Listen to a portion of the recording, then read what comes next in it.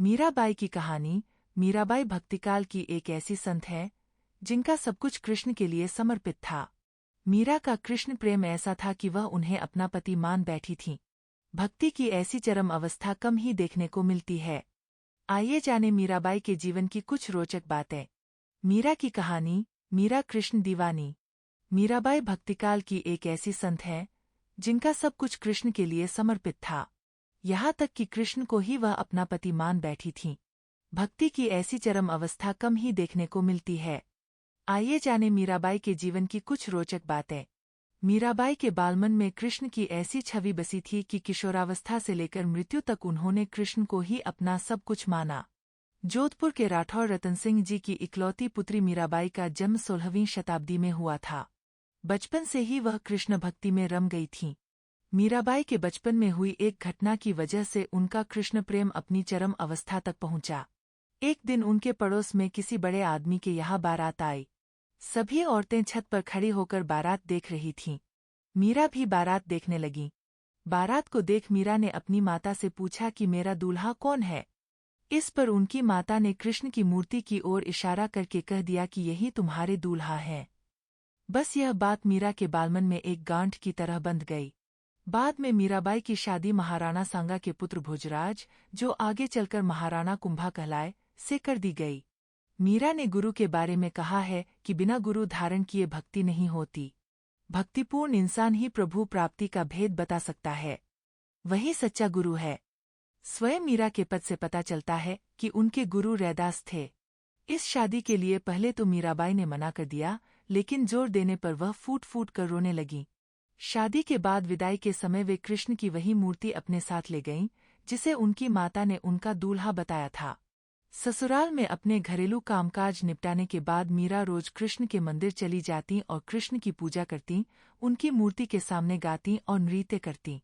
उनके ससुराल वाले तुलजा भवानी यानी दुर्गा को कुलदेवी मानते थे।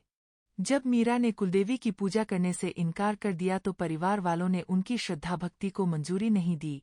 मीराबाई की ननद उदाबाई ने उन्हें बदनाम करने के लिए उनके खिलाफ एक साजिश रची। उसने राणा से कहा कि मीरा का किसी के साथ गुप्त प्रेम है और उसने मीरा को मंदिर में अपने प्रेमी से बात करते देखा है। राणा कुंभा अपनी बहन के साथ आधी रात को मंदिर गया। वह मंदिर का दरवाजा तोड़कर अंदर पहुंचा और देखा कि मीरा अकेले ही कृष्ण की मूर्ति के सामने परम आनंद की अवस्था में बैठी मूर्ति से बातें कर रही थीं और मस्ती में गा रही थीं। राणा मीरा पर चिल्लाया, मीरा, तुम जिस प्रेमी से अभी बातें कर रही हो, उसे मेरे सामने लाओ। मीरा ने जवाब दिया, वह सामने बैठा है, मेरा स्वामी, नैनचोर, जिसने मेरा दिल चुराया है, और वह समाधि में चली गईं। इस घटना से राणा कुंभा का दिल टूट गया, लेकिन फिर भी उसने एक अच्छे पति की भूमिका निभाई और मरते दम तक मीरा का साथ दिया। हालांकि मीरा को राजगद्दी की कोई चाह नहीं थी, फिर भी राणा के संबंधी मीरा को कई तरीकों से सताने लगे। कृष्ण के प्रति मीरा का प्रेम शुरुआत में बेहद निजी था, लेकिन बाद में कभी कभी मीरा के मन में प्रेमानंद इतना उमड़ पड़ता था कि वह आम लोगों के सामने और धार्मिक उत्सवों में नाचने गाने लगती थीं। वे रात में चुपचाप चित्तौड़ के किले से निकल जाती थीं और नगर में चल रहे सत्संग में हिस्सा लेती थीं। मीरा का देवर विक्रमादित्य, जो चित्तौड़गढ़ का नया राजा बना, बहुत कठोर था। मीरा की भक्ति, उनका आम लोगों के साथ घुलना मिलना और नारी मर्यादा के प्रति उनकी लापरवाही का उसने कड़ा विरोध किया। उसने मीरा को मारने की कई बार कोशिश की। विवाह का मतलब यही है कि आप एक इंसान के लिए अपनी हर चीज समर्पित कर दें, अपना शरीर, अपना मन और अपनी भावनाएं। आज भी कई ईसाई संप्रदायों में नन बनने की दीक्षा पाने के लिए लड़कियां पहले जीसस के साथ विवाह करती हैं। यहाँ तक कि एक बार उसने मीरा के पास फूलों की टोकरी में एक जहरीला सांप रखकर भेजा और मीरा को संदेश भिजवाया कि टोकरी में फूलों के हार हैं। ध्यान से उठने के बाद जब मीरा ने टोकरी खोली तो उसमें से फूलों के हार के साथ कृष्ण की एक सुंदर मूर्ति निकली।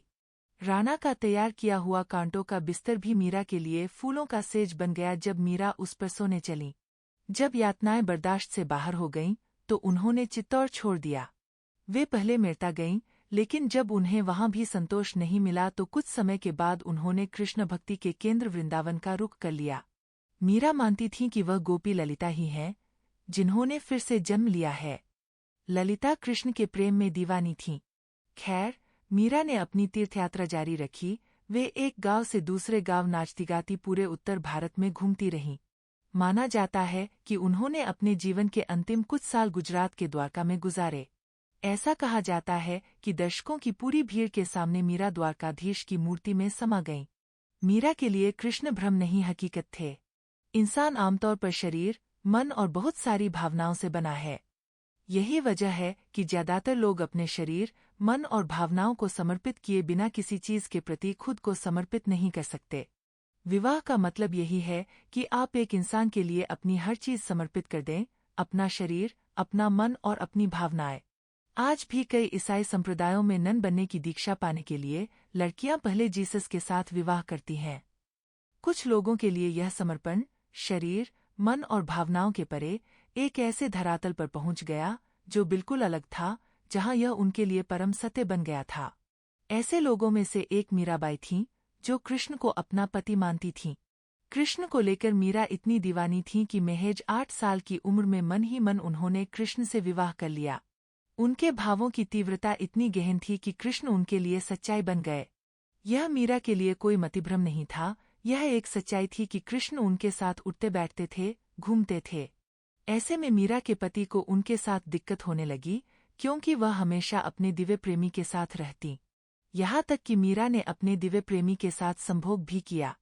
उनके पति ने हर संभव कोशिश की यह सब समझने की, क्योंकि वह मीरा को वाकई प्यार करता था।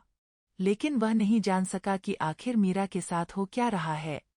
दरअसल मीरा जिस स्थिति से गुजर रही थी और उनके साथ जो भी हो रहा था, वह बहुत वास्तविक लगता था, लेकिन उनके पति को कुछ भी नजर नहीं आता था। वह इतना निराश हो गया कि एक दिन उसने खुद को नीले रंग से पोत लिया, कृष्ण की तरह के पोशाक पहनकर मीरा के पास आया। दुर्भाग्य से उसने गलत तरह के रंग का इस्तेमाल कर लिया, जिसकी वजह से उसे एलर्जी हो गई और शरीर पर चकत्ते निकल आए। मीरा के इर्द गिर्द के लोग शुरुआत में बड़े चकराए कि आखिर मीरा का क्या करें। बाद में जब कृष्ण के प्रति मीरा का प्रेम अपनी चरम ऊंचाइयों तक पहुंच गया, तब लोगों को यह समझ आया कि वे कोई असाधारण औरत हैं। लोग उनका आदर करने लगे, यह देखकर कि वे ऐसी चीजें कर सकती हैं जो कोई और नहीं कर सकता। उनके आसपास भीड़ इकट्ठी होने लगी। मीरा ने जवाब दिया, वह सामने बैठा है, मेरा स्वामी, नैनचोर, जिसने मेरा दिल चुराया है, और वह समाधि में चली गईं। पति के मरने के बाद मीरा पर व्यभिचार का आरोप लगाया गया। उन दिनों व्यभिचार के लिए मृत्युदंड दिया जाता था, इसलिए शाही दरबार में उन्हें जहर पीने को दिया गया। उन्होंने कृष्ण को याद किया और जहर पीकर वहां से चल दीं। लोग उनके मरने का इंतजार कर रहे थे, लेकिन वह स्वस्थ और प्रसन्न बनी रहीं। इस तरह की कई घटनाएं हुईं। दरअसल भक्ति ऐसी चीज है जो व्यक्ति को खुद से भी खाली कर देती है। जब मैं भक्ति कहता हूँ तो मैं किसी मत या धारणा में विश्वास की बात नहीं कर रहा हूँ। मेरा मतलब पूरे भरोसे और आस्था के साथ आगे बढ़ने से है। तो सवाल उठता है कि मैं खूबसूरत तरीका है।